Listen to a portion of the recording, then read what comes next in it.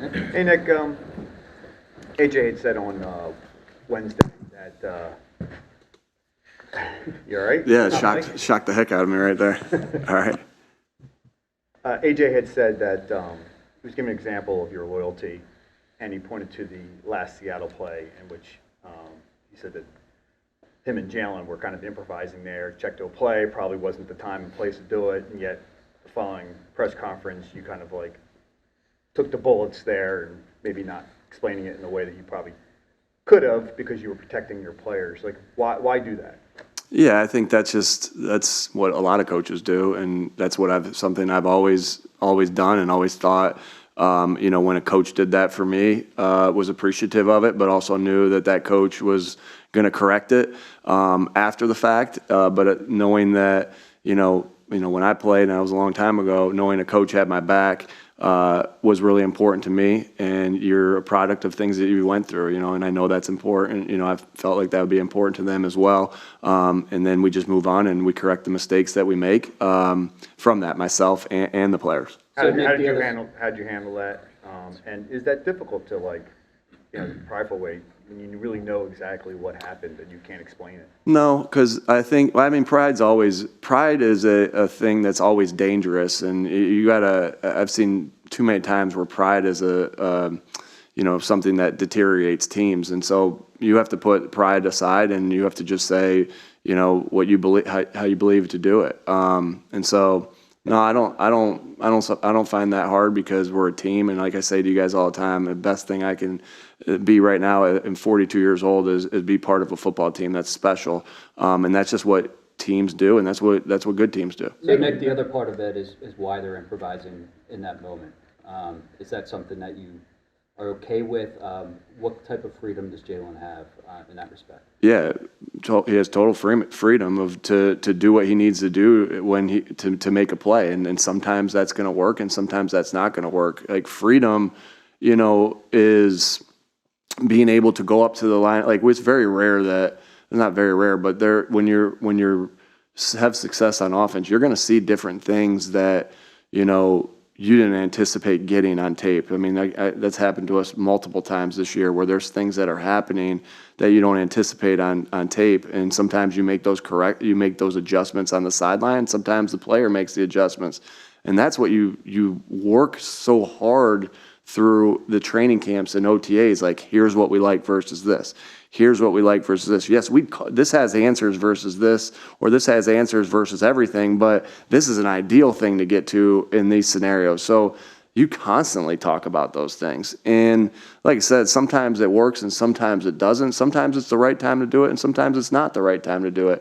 But I always say this, and Frank Reich used to always talk to me about this, that in one of the greatest backup quarterbacks of all time, right, is like a quarterback's going to make 4 to 5 plays in a game with his mind that are gonna change the game.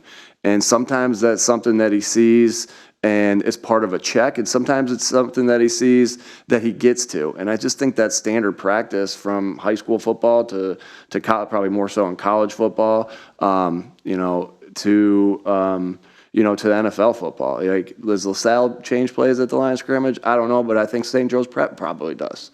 All right, but I just think that's standard practice from within, and that's what you're trying to do, and that's why you're trying to constantly be on the same page with the players, and so like, gosh, I think Jalen just does a really good job of that. Has done a lot of good things with that, and when it doesn't go right, like in particular in that game, you have to be able to say, okay, we'll fix it. This might not have been the time to do it, or this was the right time to do it. But no one's going to bat 1,000 within those decisions. But I know this, that he's doing this a lot more, and it's working than it's not working in that particular case. With respect to Kansas City, whenever you made the check to apply the work in those instances where it did work, in this one where it didn't, what is the fix? What was it learned in that time? What? Yeah, I mean, again, every situation's a little bit different. He made a great check in Kansas City, and it went out to. I think sometimes it's very easy to say, well, this check worked. The check was successful. this check wasn't successful. And so like, there's no way you can look at it that way, because then you'll stymie the quarterback and you'll stymie the players to be able to do these things in the time. Like, you correct it if it wasn't the right time or wasn't or not. But like, sometimes it's going to, like, and I think we look at the result, right? You can do that in football all the time. Like, I mean, you see it all the time. Like, well, they should have done this here. Well, why? Because this one didn't work. Well, yeah. I mean, you're always going in with a why. You're always going in with why you would do something. But we obviously and ultimately are judged on the result, which is fair. That's fine. We know that. But that's not the same in coaching. Like, you have to look at it and say, okay, this one worked, this one didn't, and when's the right time to do it? It's just, we understand, though, we're going to get judged based off the result of it. What's your view of the public accountability versus in-house accountability? Because the other side of falling on the sword for a player is holding them publicly accountable. Yeah, no, I just think, like, there's things that don't need to be addressed to the outside world, and that we keep things in-house. Just like a conversation with a player, like, I'm never gonna talk to you guys about a private conversation I had with a player, because that's between us, and that's the same thing, with a play. Like, nobody really needs to know in those scenarios, and all that matters is that we know, and all that matters is that we get better from whatever we did from it. If the play worked, we get better from that. If the play didn't work, we get better from that. And this whole team, like, our third core value is accountability, and that's a portion of it. And so accountability, portion of accountability I care about is that what happens in this building. Like, that was nice of AJ to say that. He didn't have to say that, because all I really care about is that the accountability takes place here, and that's all that matters. That's all that matters, is if we're getting better as a unit, and that we're getting better as a team based off the mistakes we've made and based off the good things that we've done. We'll do two more before we flip it. You mentioned the labeling. AJ used the term improv. So if, freelancing, other people say, versus Checking. an audible checking in the normal course of the offense. So that's what it Same. was. Yeah, I mean, they checked to a play in that situation. That's what it was. Just like he checked to a play in the Kansas City game, and it worked. This one it didn't work. So, Mike, Can you tell us your decision? With respect to Jalen, there's some tangible evidence that, if you want to say, I don't know, took a step backward, something along those lines, more turnovers, not running the balls effectively. Do you look at that and take any onus on that? Do you kind of look at the season as a whole and say, all right, he wasn't quite as productive as he'd been the year before? That's something on us in any regard? Oh, yeah. Okay. Yeah, but now do I think Jalen's played really good football? Hell yeah.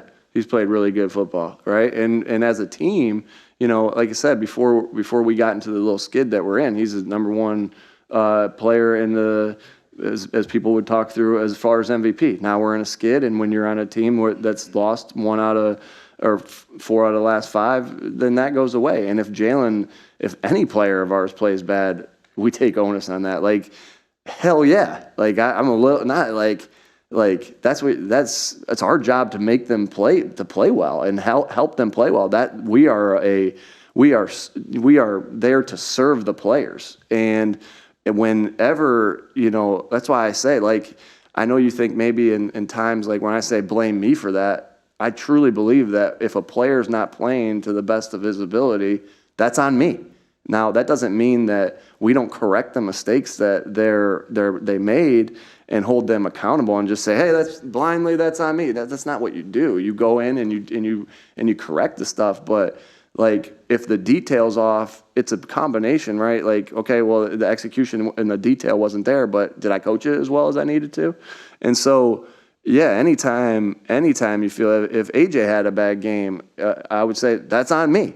I didn't prepare you, or I didn't put you in the right position to make a play, and we serve the players, and that's what's, obviously all of us that are coaches now, sure, we wish that we could still play. My goodness, like, I wish I'd have been able to play at this level. They just told me I wasn't good enough to, and so, like, we of course we want to play, but then when we get into this role, what's something that's special about it is that you're helping others do what they want to accomplish. Like when AJ or Devontae score a touchdown, that's a special thing for us as coaches. That's why we're going so crazy, because we've helped them, get to that. But that's the same, like if we're going to be so excited when they do something right, and know that we serve them to help them get there, then it's got to be the other way around too when it's not the right way. And what could we have done better in that scenario? All right.